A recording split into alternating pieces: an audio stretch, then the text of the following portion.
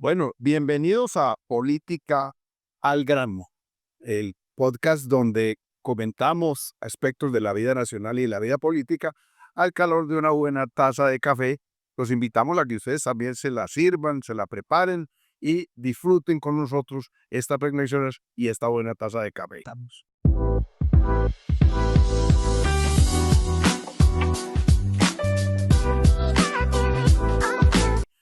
Estamos tomándole a Nosotros estamos tomando café provincia, café de mi pueblo, del Carne Goral, cultivado en la vereda de Morros, Antioquia, a 2100 metros de altura. Es un café de Apure, un café muy rico, con un sabor muy suavecito, pero con un alto contenido de cafeína. Muy buen café como para estar despiertos, como creo que me va a dar este tema. Además que tiene todo que ver.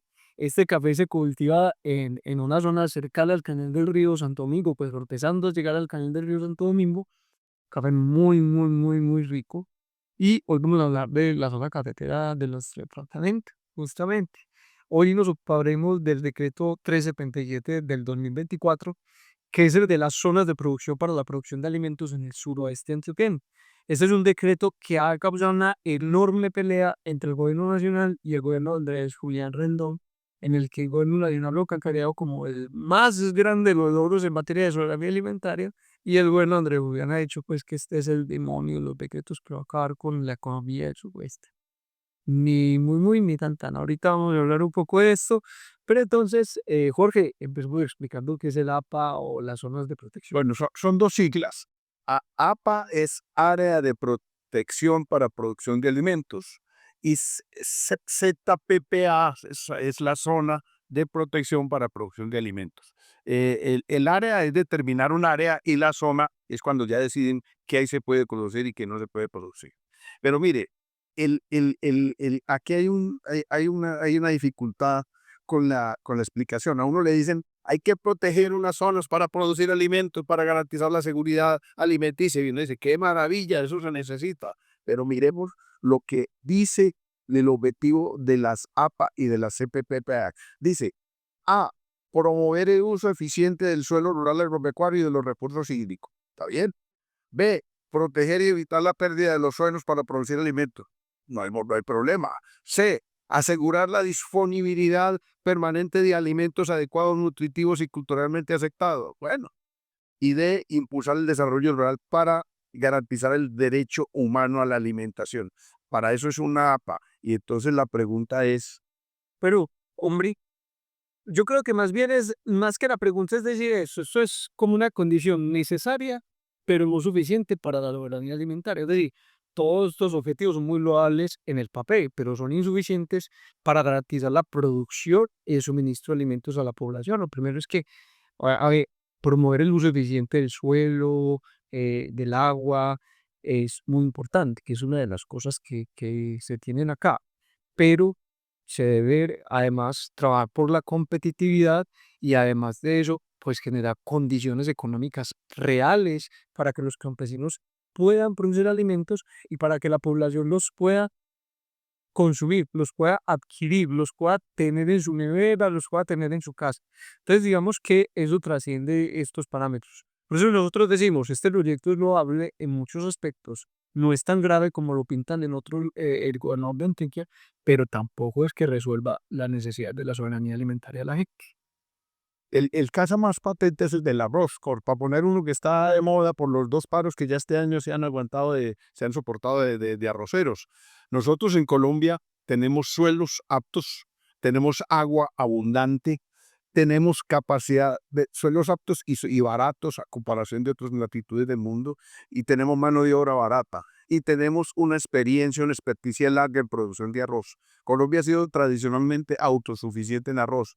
Sin embargo, los productores vienen afrontando grandes dificultades que pueden terminar acabando con la producción de arroz en Colombia.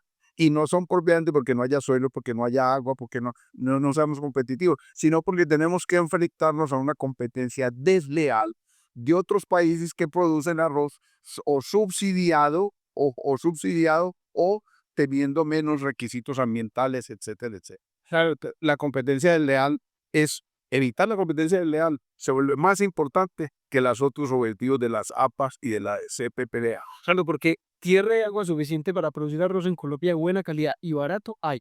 Pero si no hay cómo sacar el arroz y si además de eso no se protege a los productores y se los pone a competir contra estados que el arroz es más caro en Estados Unidos que en Colombia, producirlo. Una hectárea de arroz es más cara en Estados Unidos.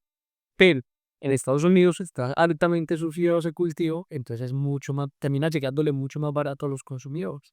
Entonces, si nosotros no protegemos el precio, el ingreso de los productores, nada hacemos como tener las mejores tierras, la mejor agua para producir, pero no vamos a poder producir.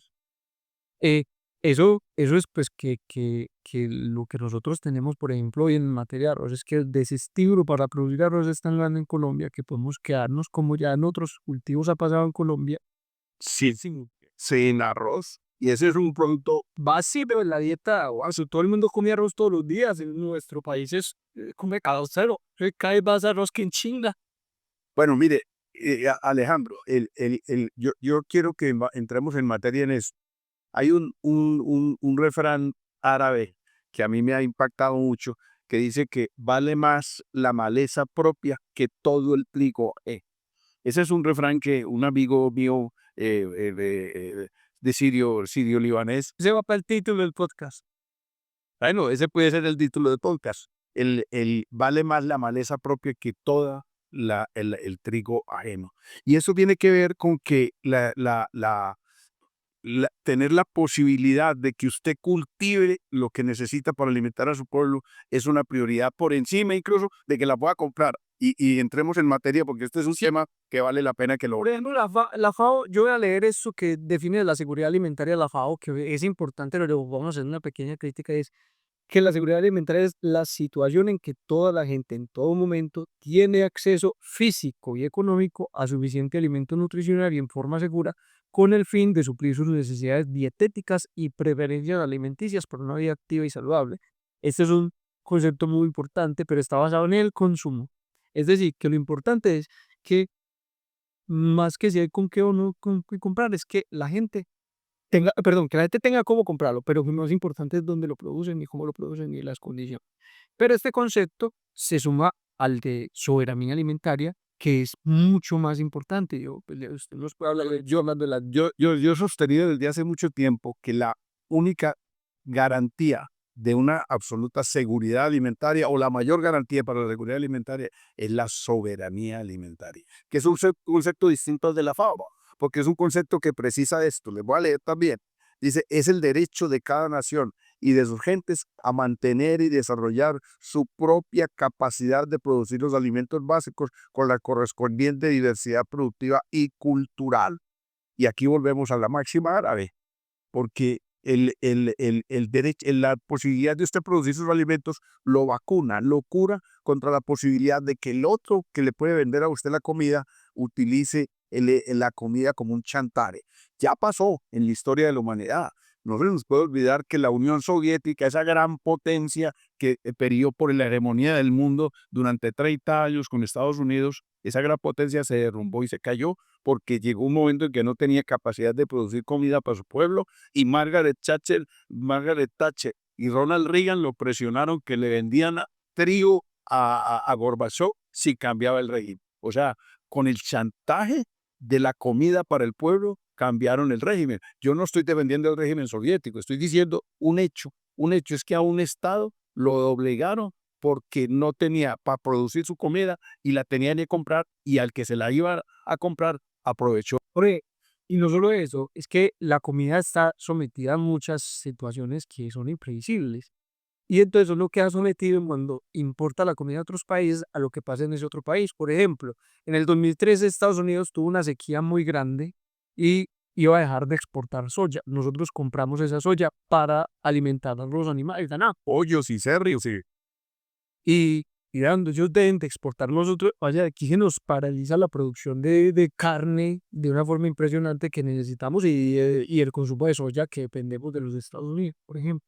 O la guerra en Ucrania que nos tiene con una escasez que hizo que la comida, precios se disparan las paz, subiera de precio. Entonces digamos que, hombre, el dicho de las mamás, con la comida no se juega, la comida debe estar plenamente garantizada y un estado decente lo que hace es tener comida suficiente para satisfacer las necesidades de su población. O sea, que salvo en casos de emergencia, que toque traer de afuera, pero que en términos generales pueda sostenerse su propia población. Bueno, entonces ya, vamos entrando en lo del decreto, el decreto. El decreto es como un marco de referencia, no es el monstruo de cuatro cabezas que el gobernador de Antioquia lo ha pintado, pero tampoco es la solución que el gobierno ha dicho para garantizar la producción de alimentos. Vamos a ver el detalle, Alejandro, cómo este decreto, el 0377, de que tanto polémica, Mamotreto esa. tienen 6 páginas el decreto y el documento anexo tiene 600 páginas, que es el documento que describe el suroeste antioqueño. Miremoslo el detalle porque, como dijiste al principio, ni tan ni muy muy, no es la solución para nuestra seguridad y nuestra soberanía alimentaria para nada. Toca hay unos aspectos que pueden ser importantes, pero pueden ser también marginales. Y tampoco pues es la monstruosidad. Eso depende de muchos factores como vamos a empezar a analizar. Y lo primero es que usted al principio diferenció entre las áreas y las zonas. Y este decreto es apenas el del área, pero no determina todavía la zona para la producción agropecuaria, no fija los límites puntuales. Y no obliga a ninguna entidad territorial, ni a ninguno de los municipios, ni al departamento a modificar los ordenamientos territoriales. O sea, todo sigue más o menos igual. Solo que dijeron, ya, esta área puede llegar a ser una zona de protección. Eso, pero entonces digamos que ahí lo máximo es que quedan 2 años para crear esta zona. Entonces todavía ellas solo no están delimitadas. Trae más Jorge, pues hay que decir una cosa y es, realmente el suroeste no es una zona de gran producción agropecuaria para un consumo, para los alimentos, de producción de alimentos, para la soberanía alimentaria. La producción agraria del suroeste apenas es el 11% de la Antioquia, o sea, que, Toda la producción agraria, todas las áreas de todo el suroeste representa el 11% de Antioquia. Sí es. o sea, que casi el 90, el 89% se produce en las otras subregiones. Sí. Pero además, hay que decir, es que apenas el 28% de esa producción, o sea, de ese 11% luego, el 28% chiquito, es comida. Es comida. Porque el suroeste, que justo lo mencionamos, que nos encanta el café del suroeste, el suroeste, casi el 80%, el 72% de la comida del suroeste, de la agricultura del suroeste, es de café y aguacate. Es que sí son alimentos, pero no son parte de la dieta. Sí, no son la que pues sí, no son los que sostienen, claro, no, pues si no, el café no se pone una libre. Las propiedades nutricionales del café no son muy ricas. Esto es un cómodo y muy importante para la economía de esa región. Es además delicioso. Nuestro podcast se llama Café por ahí de la arena, ¿no? Porque hablamos de café, nos encanta el café, pero es apenas, pues, es muy marginal la producción de comida básica. Entonces digamos que empezamos porque se está generando una zona de protección agrícola en una zona que realmente no produce tanta comida. Alejandro, hay aquí un comentario que tal vez se nos pasó, es que el decreto 0377 viene acompañado de un estudio que es de la unidad de planeación rural agraria, un estudio que se llama así, Identificación de la Zona de Protección para la Producción de Alimentos ZAPA de la región del suroeste de Antioquia. Ese es el mamotreto del que hablamos de 600 páginas. Es bastante mediocre. Es un estudio que puede decir uno es un mar de copia y pegue y tiene datos importantes, pero casi todos esos datos son sacados de las estadísticas del departamento de Antioquia. O sea, el estudio tiene, repito, datos importantes, pero no es pues el gran estudio que lo presenta pues como la gran investigación.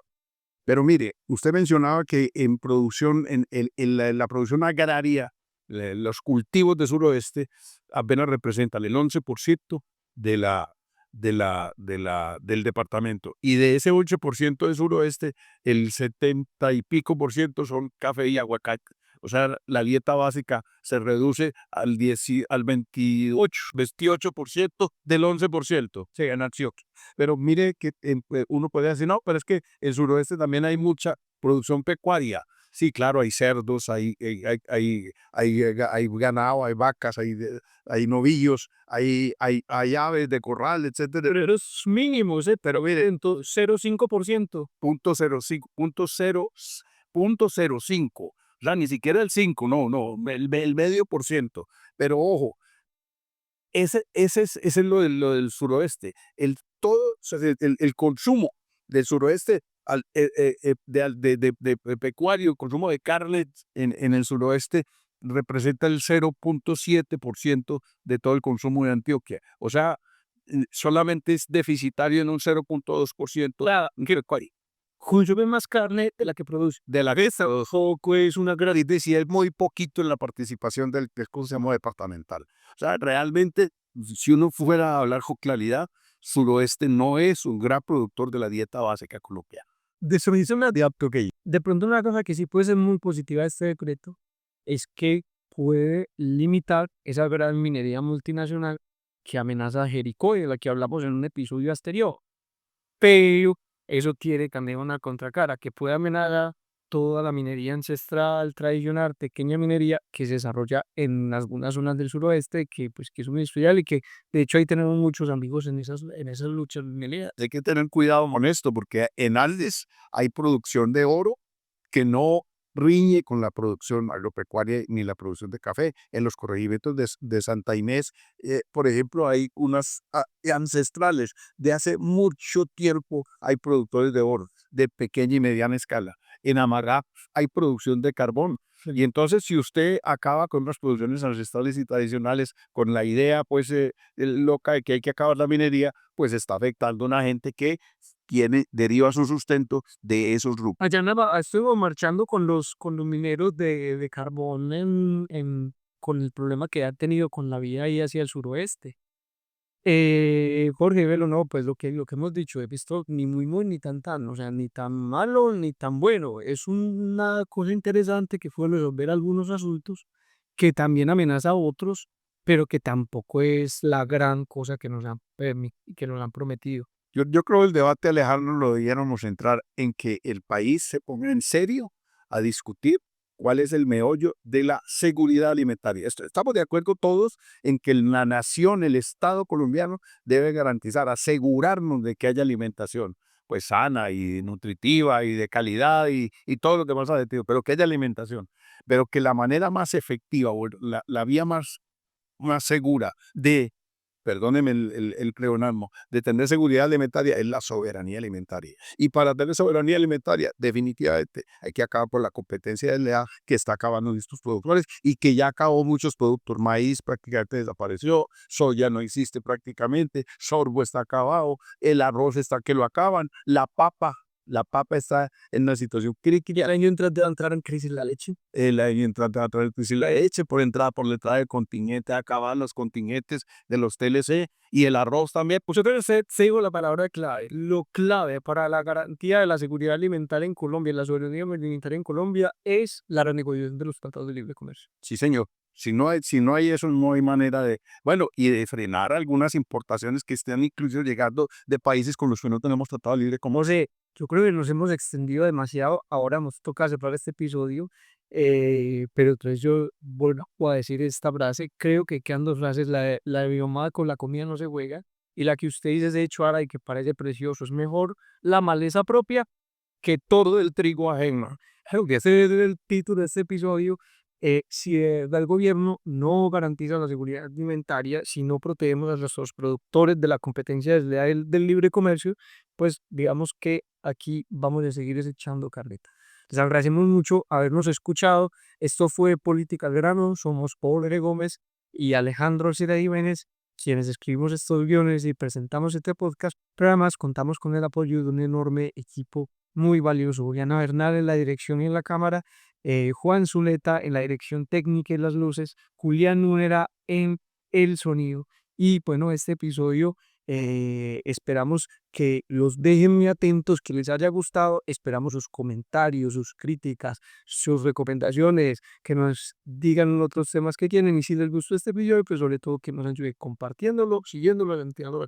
Alejandro, y una observación final que quiero hacer a los amigos que nos comentan mucho por WhatsApp Sí, señor. Nos ayudaría más haciendo los comentarios en el YouTube, porque O en Spotify. o en Spotify, y haciendo los comentarios por ahí. Yo recibo, porque yo difundo los episodios en mi WhatsApp, y entonces muchos me hacen comentarios en el WhatsApp. Les agradecería que los hagan en el YouTube y en el Spotify, porque anima la discusión y anima el debate. Y porque te ayuda por el algoritmo. Pero Lo ayuda. nos seguís escuchando. Esto fue Política Real. Muchas gracias. Soy Jorge Gómez y te invito, si quieres conocer de la política local, regional, departamental e incluso nacional, conéctate con nosotros en el video podcast Política al Grano, tomándonos una buena taza de café y esperando que nos acompañes tú también con una buena taza de café. Hola, soy Alejandro Arcila y te invito a que nos escuches en Política al Grano en YouTube y en Spotify todos los lunes a las 7 de la noche que tenemos nuevos episodios.